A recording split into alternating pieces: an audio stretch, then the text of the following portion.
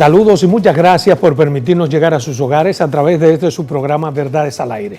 Hoy tengo aquí la presencia de un gran amigo que es el señor Antonio Almonte, ministro de Energía y Minas, con quien vamos a hablar sobre diferentes temas, pero antes saludarle. ¿Cómo está usted, hermano? Mucho gusto, Adolfo, mucho gusto. Ya echaba de menos tus invitaciones. Mire, hermano, yo quisiera comenzar haciendo una especie, digamos, de análisis, declaración. Porque se tiene la impresión de que cuando falla el sector energético es Antonio Almonte, ministro de Energía. Específicamente, el ministro de Energía, ¿cuáles son sus fueros de acción? Mira, ese señalamiento que tú haces es muy común en República Dominicana. Muy común. Es muy común, sí. O sea, que crean que ustedes... Que la gente piense que el ministro de Energía y Minas tiene que ver con el último bombillo que se enciende o apaga en el país. Y no es así. Mire, el sector eléctrico, lo primero es que el sector eléctrico es más que distribución. El sector eléctrico es generación eléctrica en general, es transmisión, es distribución y es todas las cosas asociadas a su regulación y su normativa. O sea, es mucho más complejo. En segundo lugar, las actividades del sector eléctrico, en este caso oficial, tienen las empresas de distribución. De norte, de sur y de este. Y cada empresa distribuidora de norte, de sur y de este tiene su administrador o gerente general. El de sur, el gerente general es Milton Morrison, el de norte es André Cueto y el de este es Manuel Naut, designado recientemente. Son los tres responsables generales directos de las operaciones de la distribuidora.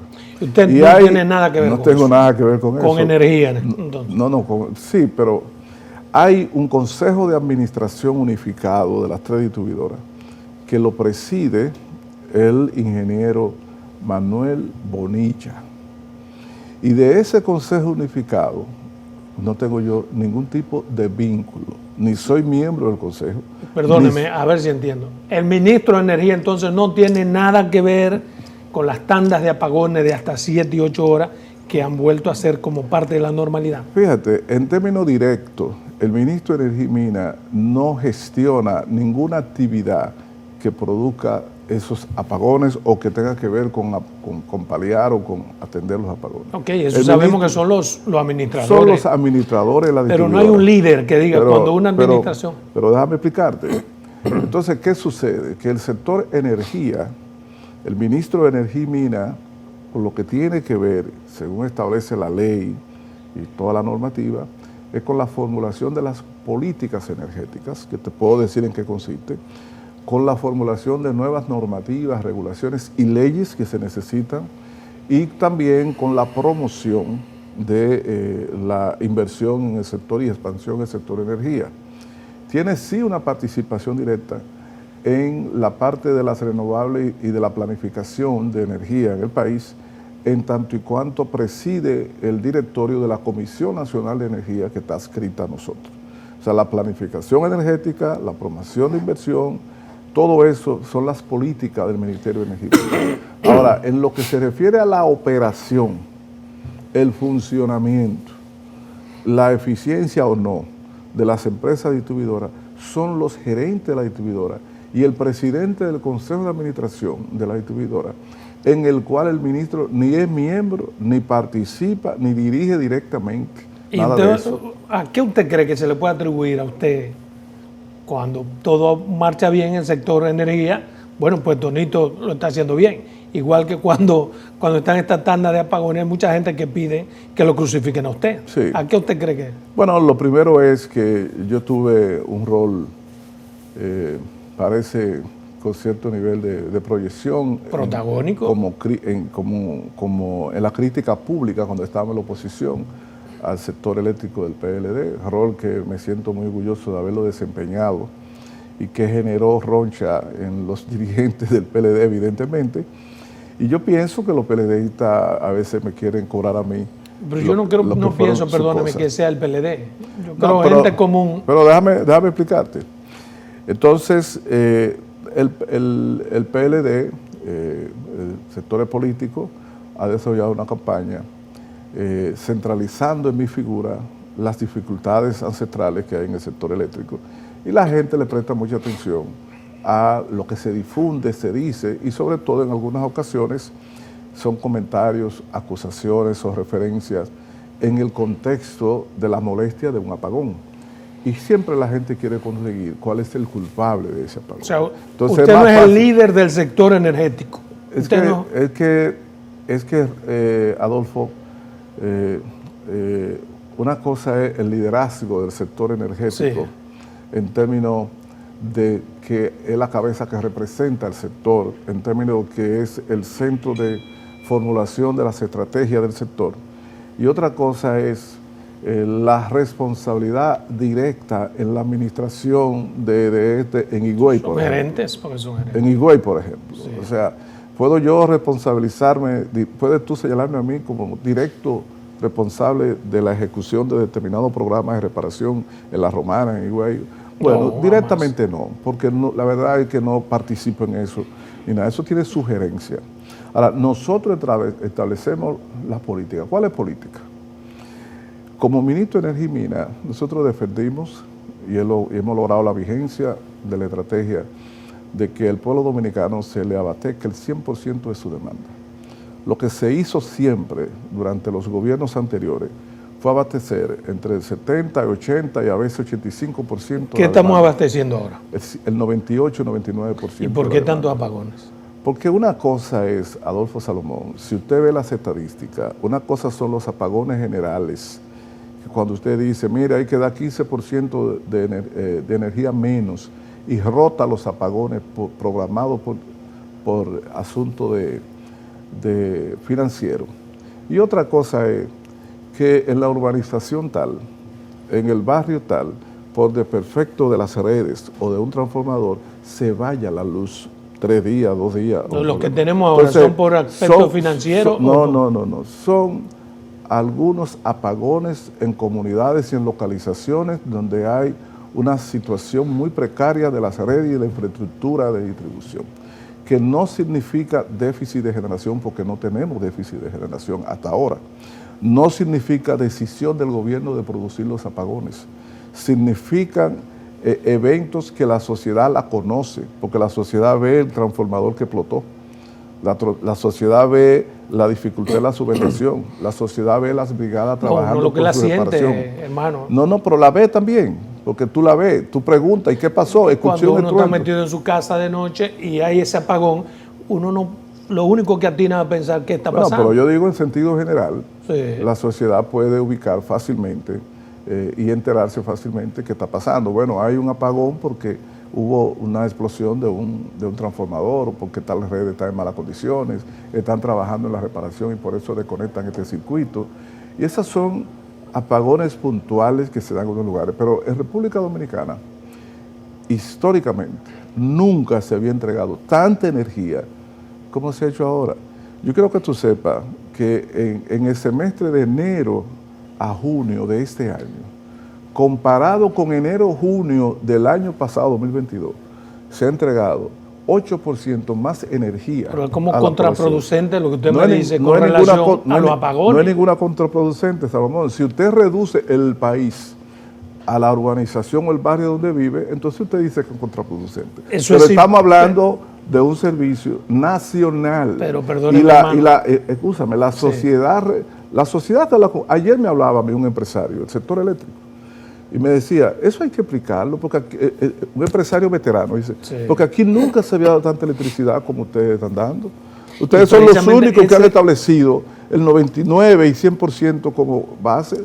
Nunca se le ha dado tanta electricidad. Eso es precisamente... La gente se acostumbró, después de toda una vida, como tú y yo que crecimos en medio de apagones, después de toda una vida de apagones, que lo asumimos como natural, nosotros llegamos en la pandemia y decidimos entregar el 99 y 100% de la demanda.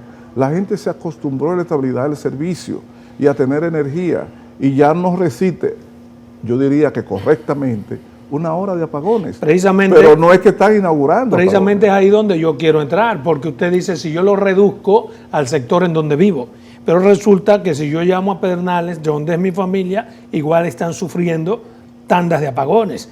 si tengo familiar en cualquier parte, ya no es solo mi sector.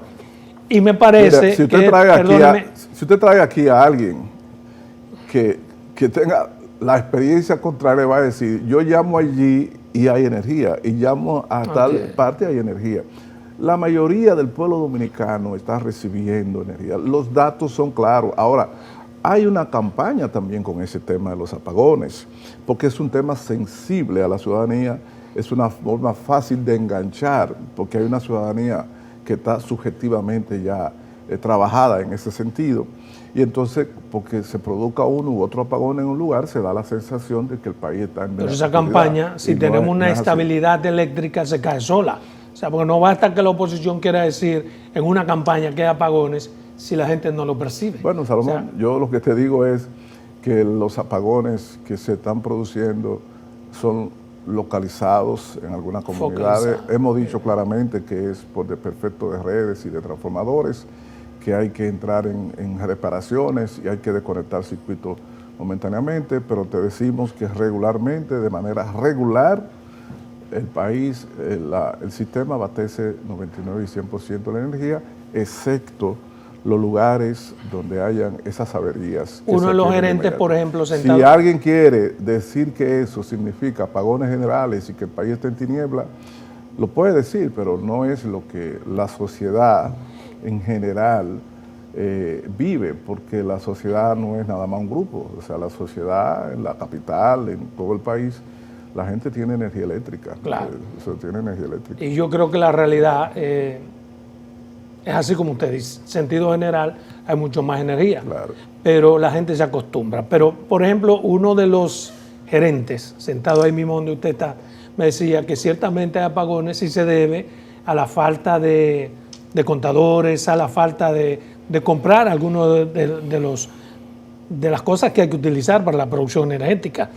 En ese sentido, no existe la posibilidad de que haya una forma más expedita para que eso deje de ser una excusa. O sea, no, es porque no han llegado los contadores, porque el alambre eléctrico aún no llega. Me contesta en un minuto y nos vamos a la primera pausa comercial.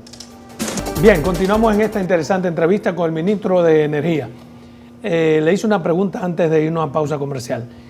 ¿No puede haber una forma, digamos, más expedita desde el punto de vista que concierne a ustedes políticas energéticas para tratar de cercenar ese tema? Mira, Salomón, nosotros evitamos mucho durante este periodo de tiempo de anclar nuestra respuesta y nuestras acciones en las acciones del pasado. Evitar no hacerlo, para que la gente no diga usted está buscando excusas. Ahora, hay una cosa muy concreta. Si los gobiernos anteriores hicieron inversiones y atendieron por ejemplo, entonces los transformadores deberían estar bien. Porque un transformador puede durar 20 y 30 años, no puede ser que a los 2 años esté dañado.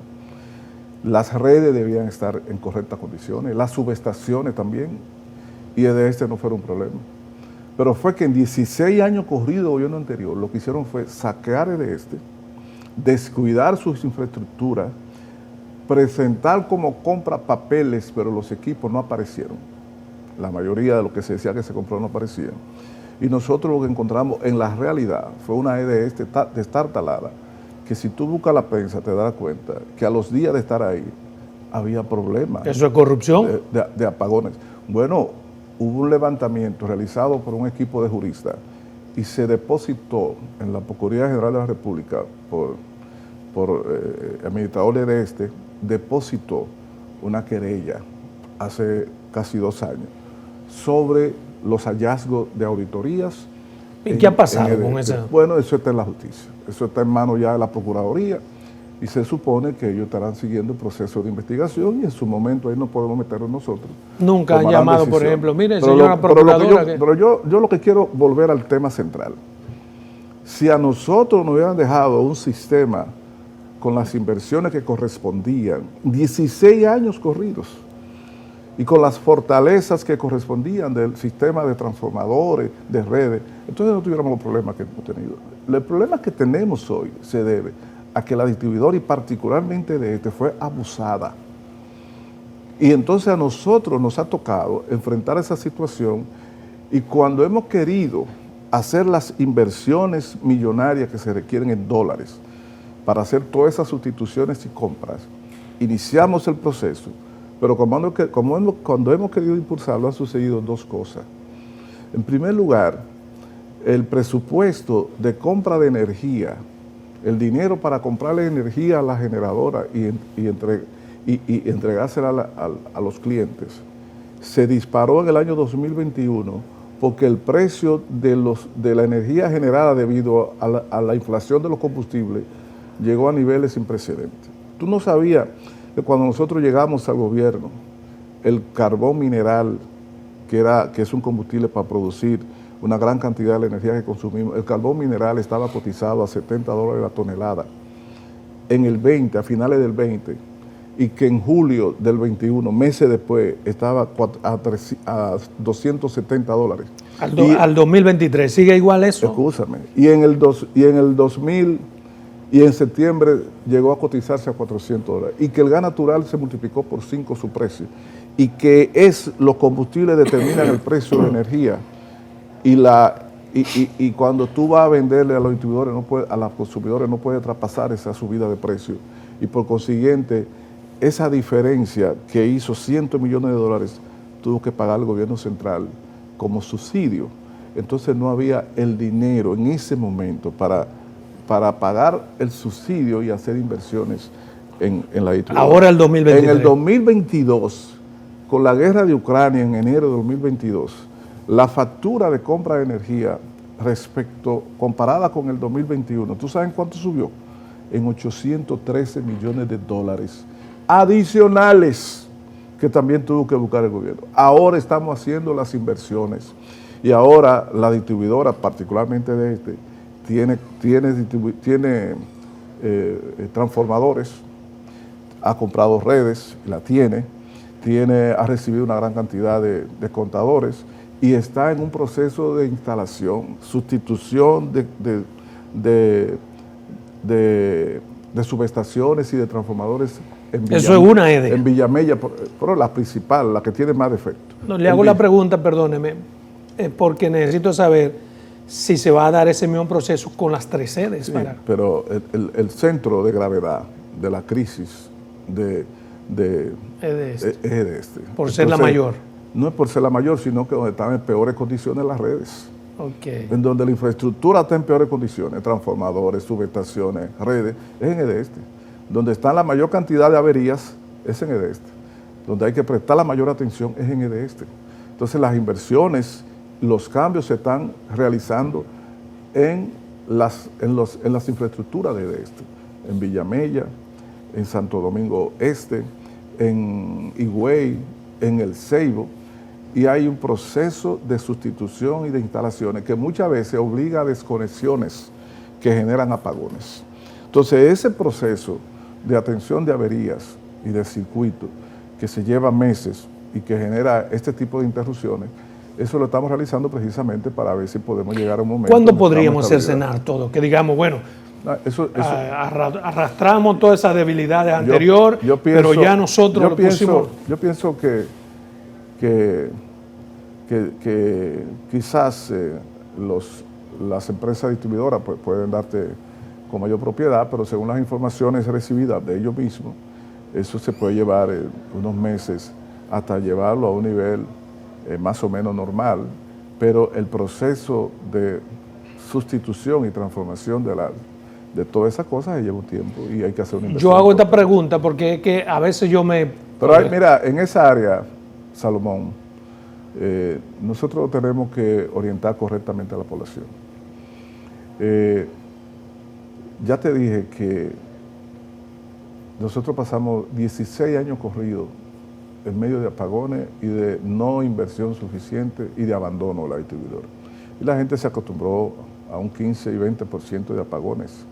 Están así que en el pacto eléctrico, si tú lo lees bien, se establece 6 años para llevar de un 85% de suministro a un 97%. Se establece 6 años. Porque no es algo tan simple. Porque no es algo tan simple. Entonces, nosotros no podemos prometerle a la gente de una vez que también hecho. Lo que sí le prometimos y estamos cumpliendo es que nosotros vamos a suministrar el 99 y 100% de la demanda. Y cuando hay alguna avería en algún lugar, bueno, eso es una molestia que uno tiene que atender. Me dicen que uno de los principales problemas es que, por ejemplo, usted habla de un 98, 99% de producción, pero no hay un backup, un almacén de energía.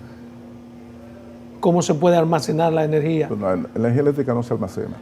La energía eléctrica, los sistemas eléctricos son de los sistemas... Las subestaciones que permitan un cambio a otro. Lo que hay son transformaciones en un sistema eléctrico, que tú tienes una electricidad producida que tiene un nivel de tensión o de voltaje, etcétera, en un nivel producido inicialmente, entonces tú necesitas elevar esas variables cuando la coloques en redes para transportarla de Jaina a Higüey, por ejemplo, la línea de alta tensión de transmisión. Después, cuando llega allá, tiene que descender a una subestación que la baja a una tensión que se corresponda con el nivel de consumo de tu hogar y se distribuye por redes. Entonces, esos son mecanismos de transformación del nivel de tensión de la energía eléctrica que va por redes. Ahora, almacenar energía eléctrica, propiamente dicho, no existe esa posibilidad. La energía eléctrica, el sistema eléctrico es la cosa más maravillosa que existe, porque energía que se produce, energía que se consume de manera instantánea. Y cuando usted prende un bombillo, el sistema eléctrico tiene que estar en condiciones de cumplir con ese deseo suyo y tener electricidad disponible para ese bombillo. Y cuando la apaga, el sistema tiene que estar en condiciones de absorber esa diferencia. ¿Cómo podría desde la ley de compras y contrataciones ayudar a cercenar todos esos problemas que existen, que usted da? Me dicen algunos. Bueno, la ley de compras y contrataciones necesita modificaciones, que haga, por ejemplo, más expedito, que cuando no hay contadores se pueda comprar de una forma rápida, cuando no hay alambre se busque una forma rápida, aunque sea dentro del marco de la ley, para que no haya apagones. Pero tiene que hacerse con cuidado. ¿Ustedes han hecho sugerencias? Se está en un proceso de sugerencia para ver si se hacen algunos ajustes que permita al gobierno adquirir con mayor facilidad equipamiento. Ahora, eso hay que tener mucho cuidado, por una razón, y es que si usted hace la planificación bien, usted puede adquirir, porque una empresa distribuidora sabe cuáles son los materiales que tiene que tener en almacén y cuáles son aquellos que de manera muy esporádica que se pueden dañar. Entonces puede hacer un plan de compra bien previsor, con el presupuesto adecuado y tener eso. Eso no ha sucedido. Me refiero, por ejemplo, perdóneme, cuando se cae un proceso de licitación. Por ejemplo, Edenorte hizo varios procesos para prever todas esas cosas. Sí. Pero resulta que cuando tiene todo listo, la persona o la compañía que ganó la licitación no garantiza ni da las condiciones. Y eso implica que Edenorte tiene que de nuevo hacer otro proceso de licitación. Sí. Y la gente no tiene por qué entender eso. Sí. A eso me refería en la ley, una forma de que, bueno, se busque lo que hay que buscar. Es que se ha estado hablando de modificaciones a la ley y hay propuestas en ese sentido, no puedo decirte en qué etapa está, que algunas cosas la hagan, le permitan responder a mayor velocidad. Exacto. Porque hay situaciones que son de emergencia y hay situaciones de seguridad nacional. Entonces no puede tratarse como igual a cosas que son desiguales. Perfecto. Y te voy a dar un solo ejemplo. Punta Catalina no puede estar sujeta a esa ley. ¿Por qué? Porque Punta Catalina, tú no tienes seguridad de en qué momento se rompe una de esas piezas. Este no es un país que tiene en la ciudad vecina, ni en el territorio, todo tipo de repuestos.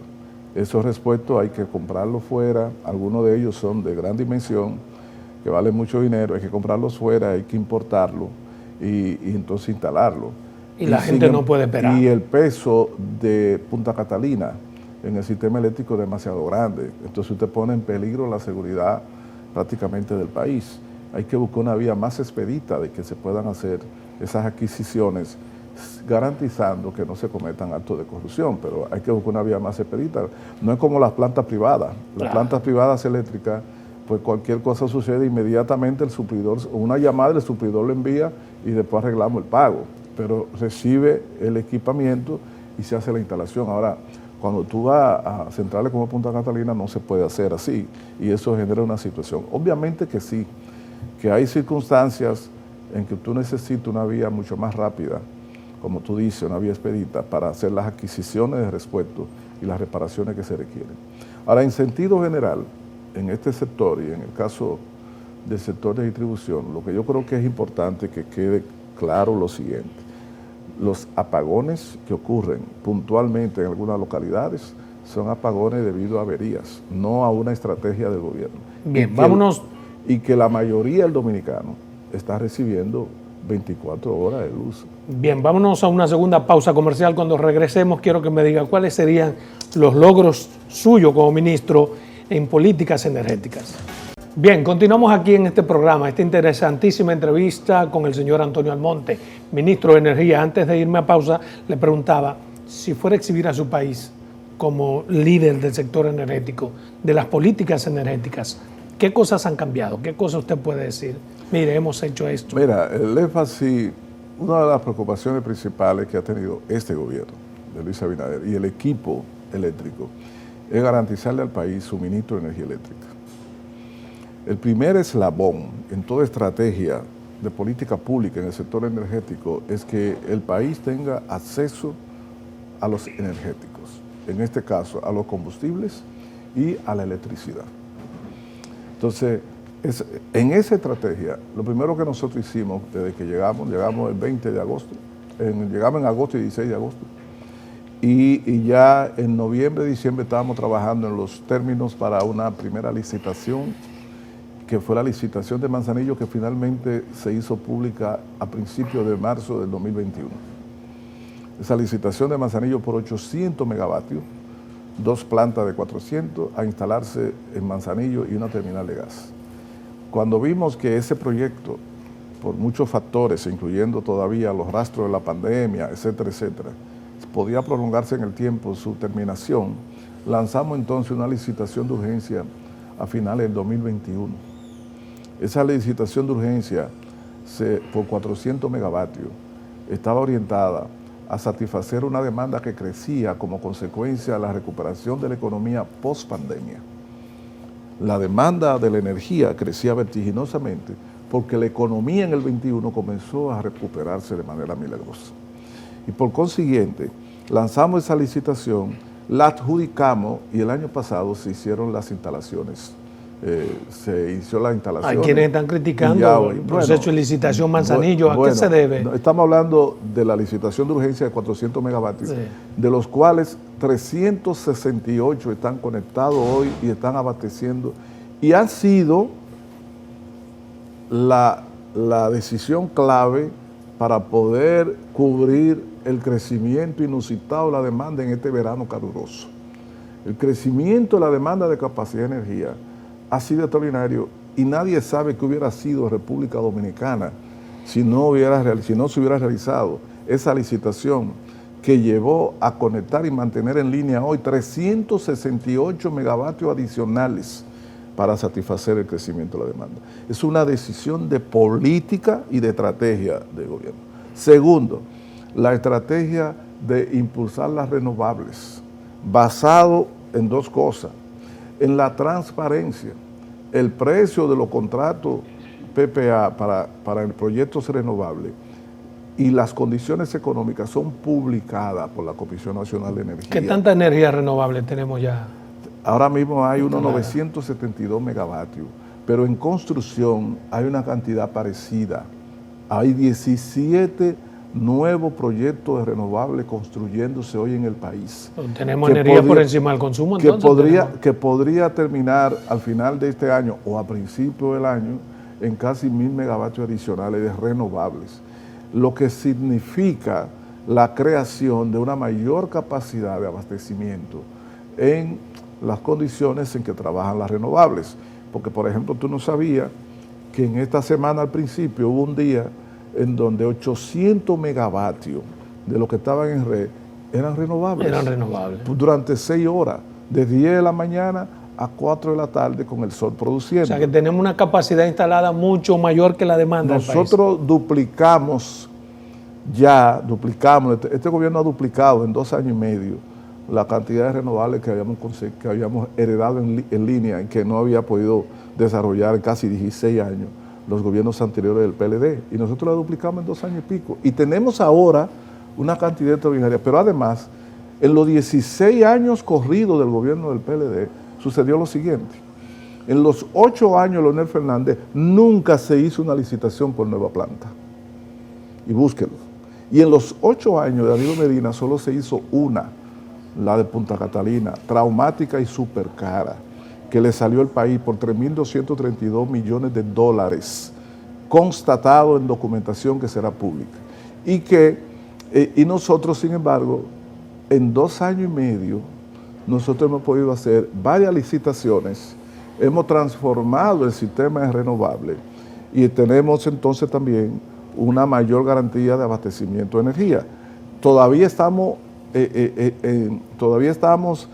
cortos en el sentido de que nosotros queremos llegar a un nivel de que cuando haya demanda, cuando lleguemos en verano, todavía se produzca algún accidente o algo en alguna de las plantas grandes y el país tenga reservas para abastecer. Le hago una pregunta. ¿El presidente Luis Abinader está consciente de todo eso que usted dice, más de los apagones, de por qué son? El presidente Abinader participa todos los martes en el gabinete eléctrico. Y todas estas cosas son discutidas minuciosamente en el gabinete eléctrico. No solo participa él directo y personalmente, sino que también participa en el chat del gabinete eléctrico. O sea, que él sabe lo que está pasando. Y hay una comunicación no diaria, minuto a minuto, aún estando fuera del país. Él está ahora en Bruselas y tenía comunicación diaria con nosotros varias veces al día sobre la situación del sector eléctrico. Ah, qué bueno. De manera que estos planes, estas acciones, son acciones planificadas en el contexto del equipo principal del sector eléctrico de este gobierno. Y además, te voy a decir más, el presidente emitió un decreto que nosotros le preparamos de modificación del reglamento de la Ley de Incentivos a las Renovables. El presidente sometió al Congreso un proyecto de ley para liquidar la CDE y formalizar como empresa pública independiente a Punta Catalina. O sea, que él está, perdóneme. El presidente sometió al Congreso no me va a dejar preguntarle. una ley de armonización y de actualización de la base legal y regulatoria del sector eléctrico dominicano. Lo que quiere decir que nosotros estamos actuando en base a un plan estratégico de transformación del sector eléctrico. Lo que quiero preguntarle es entonces, se supone que él está consciente del grado de afectación que en términos políticos resultan los apagones en estos momentos. Estamos conscientes de eso y estamos conscientes de que eso es pasajero y estamos trabajando 24 horas del día, las brigadas y haciendo todos los esfuerzos, y que eso es pasajero y que nosotros lo vamos a mejorar sustancialmente en el corto plazo, y a mediano plazo debemos resolver ese problema. No tenemos ninguna duda ni ningún temor. Son molestias que reconocemos en la comunidad, en los grupos donde se producen esos apagones, pero no tiene la indiferencia que antes reinó del gobierno. Nosotros estamos de acuerdo en eso. Si pudiéramos ver algo que sea tangible respecto del pacto eléctrico que se logró, ¿qué sería? Bueno, lo primero, que el pacto eléctrico establecía abastecer el 97% en 6 años. Nosotros estamos abasteciendo en meses, inmediatamente comenzamos a abastecer. Pero si ustedes lo hacen por encima del pacto eléctrico, o sea... El 99%. El pacto eléctrico establecía que nosotros teníamos que, por ejemplo, transformar la CDE y la unidad de electrificación rural. Nosotros liquidamos la CDE y transformamos la unidad de electrificación rural y suburbana de ser una entidad independiente muy costosa a ser una dirección general dentro del Ministerio de Energía y Minas. El pacto eléctrico, por ejemplo, establecía reducción de costos de personal, reducción de costos operativos de la distribuidora. Nosotros hemos reducido el número de personal, hemos reducido los gastos operativos de las distribuidoras, y el pacto eléctrico establecía que cuando consiguiésemos el 97% de la demanda a los 6 años, la reducción de las pérdidas debería ser un 15%. Pero el pacto eléctrico decía, las pérdidas se irían reduciendo gradualmente según se fuera aumentando gradualmente la demanda. Nosotros llevamos la oferta, el abastecimiento a un 99-100% de una vez, y eso ha dificultado la reducción sustancial de las pérdidas. Pero tenemos conciencia de eso. O sea, nosotros entregamos al Consejo Económico y Social, la semana pasada o antepasada, yo hice un informe y lo presenté. Fue primero la superintendencia, también fue la empresa de transmisión y después yo hice una presentación general en el Consejo Económico y Social sobre el cumplimiento del pacto eléctrico. Y te voy a decir, de 24 medidas atribuidas al Ministerio de Energía y Minas, nosotros entregamos las evidencias de haber cumplido con 16 de esas 24 medidas. Las empresas de transmisión y las de superintendencia han cumplido con una gran cantidad de sus responsabilidades. Yo te puedo decir que el gobierno ha cumplido satisfactoriamente muchas medidas del pacto eléctrico. Ahora, hay algunas que han tenido dificultades. ¿Cuáles? Como por ejemplo, el pacto eléctrico incluía el desmonte gradual del subsidio y la variación de la tarifa, pero esos fueron planteamientos que se hicieron en paz, cuando no había inconveniente. Cuando no había crisis de precio de combustible, no estaba la guerra de Ucrania, y obviamente esas condicionantes nuevas llevaron a que la gente dijera... Pero a partir de toda la instalación que tenemos ahora, perdóneme, y de que hay energía renovable, de que no cuesta tanto, ¿no debería haber una reducción del precio de la energía en estos momentos? El pacto eléctrico establecía que el país tenía que llevar un programa de licitaciones de generación para garantizar una capacidad de abastecimiento. El único gobierno que ha hecho una licitación, otra licitación, más licitaciones, es este gobierno. Le hice una pregunta. El pacto eléctrico decía que también teníamos que promover las renovables. Nadie lo ha hecho como nosotros lo hemos hecho en estos años. La pregunta vuelvo y se la hago. ¿No hay entonces condiciones para que, tal como había el compromiso, en estos momentos, el precio de la energía sea mucho menor? Salomón, el 40% casi de la energía eléctrica que se consume en el país se consume a partir de gas natural. De gas natural. El gas natural, cuando nosotros llegamos, estaba entre 2 y 3 dólares el millón de BTU. El gas natural hasta hace 2 o 3 meses estaba a 40 y 50 dólares el millón de BTU. Y hoy en día sigue 15, 17. Es decir, se ha multiplicado por 20, por 30, por 10, por 15 el precio del gas natural. El carbón estaba a 70 la tonelada. Llegó a colocarse a 400, 300, 200 y pico. El fuel hoy también se ha elevado. Si la materia prima para producir electricidad se multiplica en su precio por 15, 20 y 30, tú no puedes decir que va a reducir la electricidad. El precio de generación de electricidad se ha más que duplicado para las empresas generadoras y las empresas distribuidoras no han podido traspasar eso en la factura de los clientes. Entonces tú no puedes pedir que si en el mundo entero el costo de generación y el precio de la electricidad generada se ha disparado, y tú has visto en los medios, en España, en Francia, en Inglaterra, en China, la crisis de los precios de la electricidad y de su abastecimiento.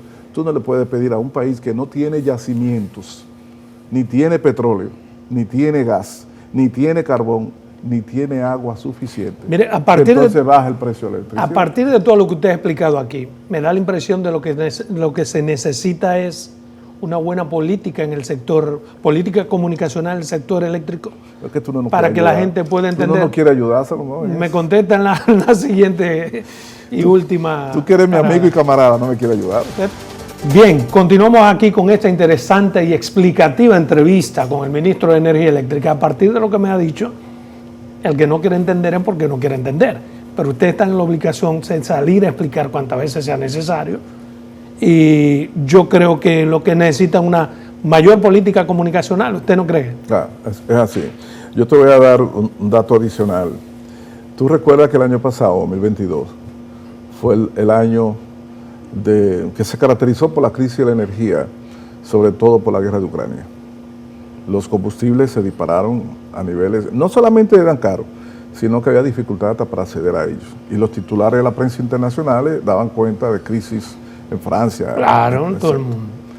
Sin embargo, no debió llamar la atención que una nación como la nuestra, que no tiene ningún tipo de combustible, ni tiene reservorio importante de agua, no tuvo ningún tipo de problema de suministro de energía, ni tuvo crisis de suministro de energéticos, de combustible, ni tuvo crisis de suministro de electricidad. Eso representa una gran parte del presupuesto para garantizar eso. No, pero sobre todo tuvo mucho que ver con la gestión del equipo eléctrico del gobierno y la gestión del presidente Abinader.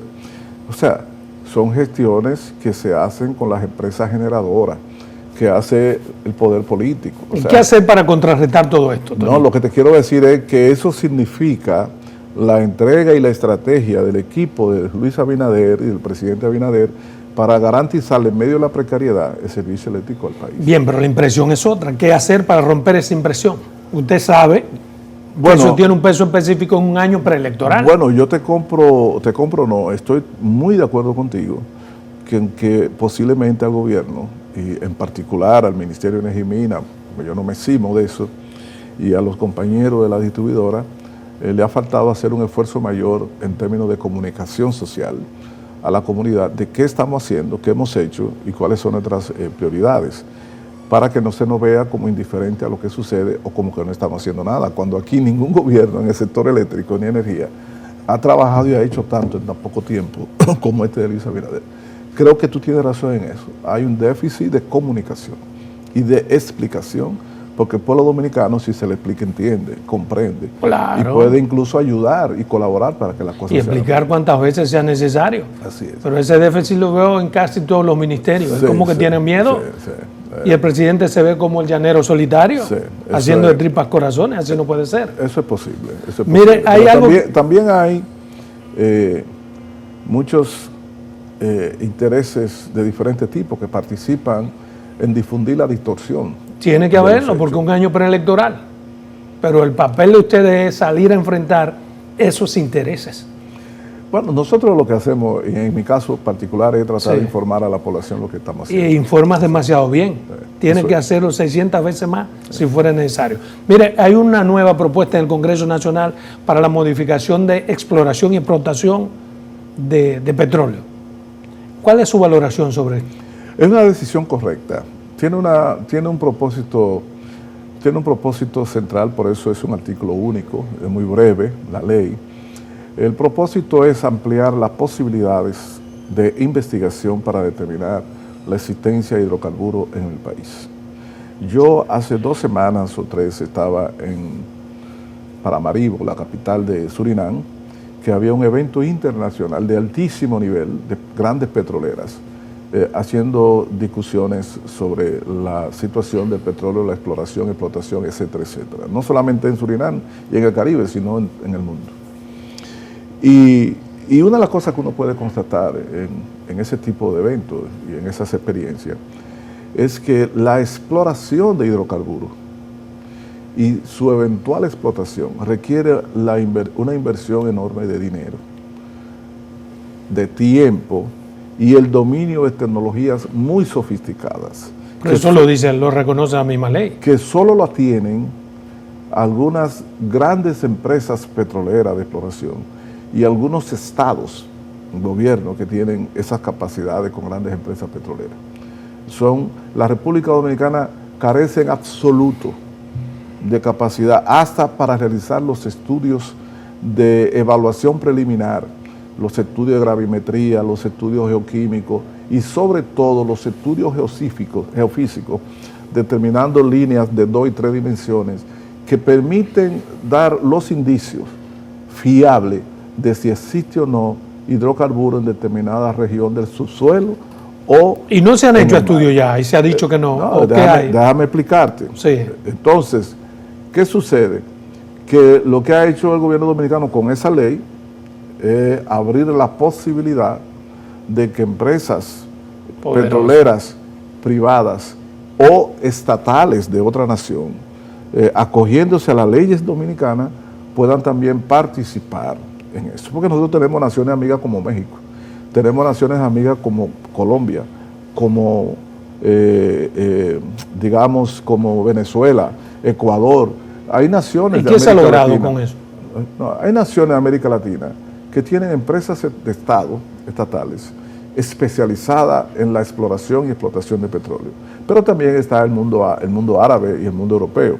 Entonces, lo que ha hecho el presidente es decir, bueno, pero nosotros también podemos tener una alianza con empresas petroleras de otras regiones del mundo que nos puedan ayudar a esa exploración. Eso es lo que le pregunto, que qué se ha logrado, porque me da la impresión de que el presidente, a sabiendas de eso, modificó la ley para que ellos vengan. O sea, ha habido algo apalabreado, como se dice. La ley todavía tiene que ser finalmente aprobada y derogada. Pero hay la intención de algún gobierno de esos poderosos que tienen todo de poder venir a hacer eso. Como la ley, que haya como la ley dominicana es explícita, las leyes nacionales son explícitas en la no participación, leyes incubadas en los años 50, sí, la no participación de empresas estatales de otros países, entonces nunca ha habido esa propuesta, porque las naciones saben de antemano que no es posible por las leyes. Por eso, al destrabar legalmente esa posibilidad, pues nosotros esperamos que aparezca la propuesta. Ahora es bueno que se sepa lo siguiente. Yo escuché a algunos decir que no corresponde eso porque lo que va es la nacionalización de los recursos que están en el subsuelo. Y entonces yo decía, digo, pero usted no sabe lo que está diciendo porque los recursos son nacionales. Siempre. La Constitución establece claramente que todo tipo de recursos en el subsuelo es del Estado Dominicano. Por consiguiente, no hay que nacionalizar lo que ya es nacional. Esa es una crítica que no tiene fundamento. Se refiere a que los beneficios se queden en la nación. En segundo lugar, cualquier explotación de hidrocarburos que se vaya a realizar con la ley actual y con la ley nueva que se apruebe, tiene que conocerse en el Congreso. Nosotros tenemos un contrato con la empresa APA Corporation de Texas, que está haciendo exploraciones en uno de los bloques, San Pedro de Macorís, que es una cuenca que tiene posibilidades. Y firmamos ese contrato en octubre del 2020. Y ese contrato vino a entrar en vigencia en el 21 después que el Congreso lo rediscutió y lo discutió. ¿Y qué han descubierto, hermano? No, están haciendo las investigaciones. Porque, quiero que tú sepas, que en el mismo 2020, a principio, en Paramaribo, en Surinam, esa misma compañía descubrió pozos petroleros que ahora están montando la plataforma para su explotación. Y allá nosotros, discutiendo con Staff Solí, que es la empresa de Surinam que está a cargo de eso, y con la misma APA Corporation, salió a relucir con claridad que la investigación para descubrir el pozo petrolero se llevó 8 años y que todo el proceso se llevó como 10 años. Los procesos de exploración para garantizar de manera firme la existencia de determinados recursos petroleros, cuantificarlo, dimensionarlo, calificarlo, es un proceso que generalmente... O sea, se lleva los 8 años de Luis. 8 y 10 años. O sea, no puede un presidente ni un gobierno pensar que lo va a hacer para él, iniciarlo y verlo. Es muy difícil, eso es excepcional. Entonces, la contribución que hace cualquier gobernante es al país. Es una contribución al país. La política de exploración petrolera. Abrir las posibilidades. La política de exploración petrolera, de descubrirlo y explotar, es un problema nacional de Estado que debe continuar generación tras generación. El esfuerzo que nosotros estamos haciendo no es de que para nosotros inaugurar nada, es sencillamente para que el país tenga la capacidad un día de poder hacer la exploración. Y tú dices, ¿cómo hacerlo? Bueno, lo primero que tiene que tener un país es la suficiente información técnica documentada que caractericen las cuencas donde se supone hay hidrocarburos. Y eso es lo que estamos haciendo. Nosotros tenemos ahora mismo establecido en todo el país 52 estaciones gravimétricas. Nosotros estamos en proceso ya de análisis de los datos de una campaña para estudio geoquímico. Y estamos ahora lanzando la licitación internacional para la contratación de empresas que van a hacer estudio geofísico para trazar la línea sísmica en 2 dimensiones. Nada de eso existía. Cuando llegamos teníamos una base de datos... ¿Cuál es el beneficio de eso? Para que la gente... Eso es importante. Cuando tú haces una licitación internacional para contratar empresas que van a hacer investigaciones, esas empresas, antes de interesarse por eso, quieren saber qué datos tú tienes. Porque no pueden venir a hacer hoyos de exploración si no tienen ninguna información preliminar. Tienen que saber exactamente si vale la pena y si se puede hacer la perforación. Y no teníamos nada de eso. Entonces, cuando se hizo la licitación el 19, en el gobierno anterior, se organizó una ronda de licitación de cuencas, de 6 cuencas nacionales, onshore y offshore, en tierra y en el mar, para exploración de petróleo. Se hizo en Texas. Y solo una empresa se interesó por explorar en las cuencas nacionales. ¿Y tú sabes por qué?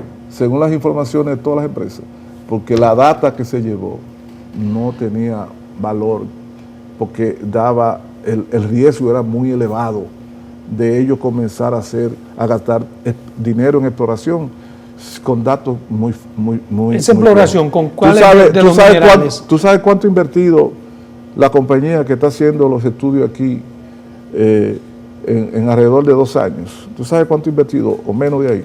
¿Tú sabes cuánto ha invertido? Sin haber hecho ninguna perforación, solo tomando datos. Más de $16 millones. Sin entrar todavía en perforación.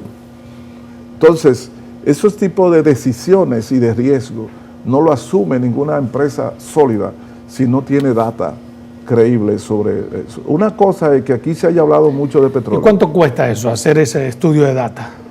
¿Qué le costará al país? Bueno, por ejemplo, en el caso de los estudios sísmicos, nos va a costar nosotros muchos millones de pesos. No te puedo precisar, varios millones de pesos, no te puedo precisar exactamente la suma. ¿De dólares? Pero, no de pesos, pero tiene un costo. Bueno. Y eso, sin embargo, esa data es importante porque esa data no solamente sirve para atraer inversionistas, sino también tú puedes venderla después a cualquier interesado. Bueno, nos vemos en 6 meses para que me dé un avance de todo lo que ha logrado. Esa es la colaboración tuya al gobierno de nosotros, a un amigo, 6 meses, una entrevista cada 6 meses. No, usted tiene este programa cada vez que quiera. Lo que yo sé que hay mucha gente buscando también espacio. Pero lo que sí estoy consciente es de que a partir de esas informaciones que usted da a su país, es necesario, determinante, urgente, que se promueva más, que se diga eso cuantas veces sea necesario, que los que dirigen las sedes den la cara, que salgan a hablar. Muchas gracias. Muchas gracias.